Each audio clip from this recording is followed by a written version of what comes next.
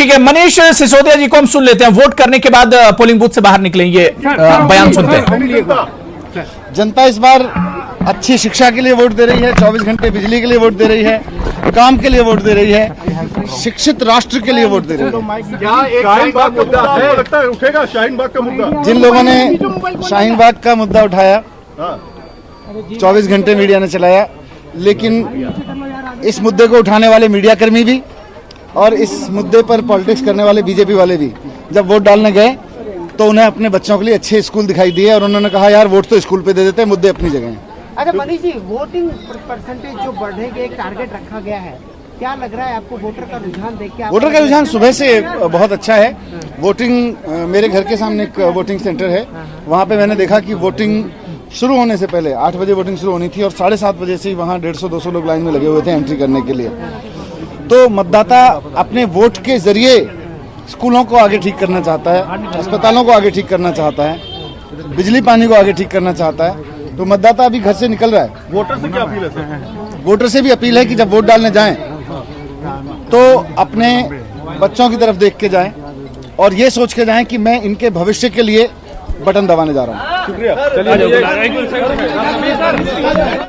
परिवार के साथ जाके वोट दिया और दिल्ली के सभी लोगों से मैं अपील करना चाहता हूं कि सब लोग अपने अपने मत के अधिकार का, वोट के अधिकार का इस्तेमाल ज़रूर करें। सब लोग वोट डालने जाएं, ज़रूर जाएं, चाहे किसी भी पार्टी को वोट दें, लेकिन वोट डालने ज़रूर जाएं। और ख़ासकर मैं महिला वोटरों से अपील करना चाहूँगा। हमारे समाज में क्या होता है कि महिलाएं कई बार घर में रह जाती हैं और वोट डालने नहीं जाती।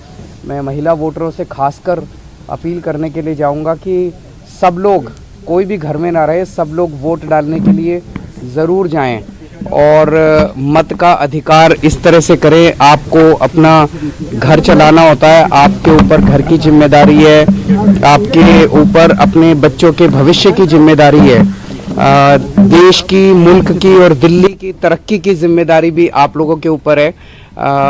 बच्चों का भविष्य आप लोग बनाते हैं, तो अपने अपने घर में पुरुषों के भी बताइएगा, उनको समझाइएगा कि कौन सी पार्टी है जिसको वोट देने से परिवार का भविष्य बनेगा, किसको वोट देने से मुल्क का भविष्य बनेगा, दिल्ली का भविष्य बनेगा।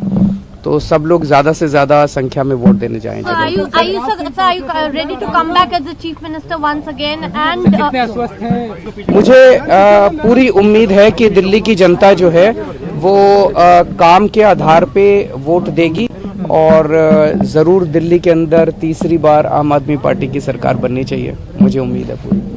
Thank you sir.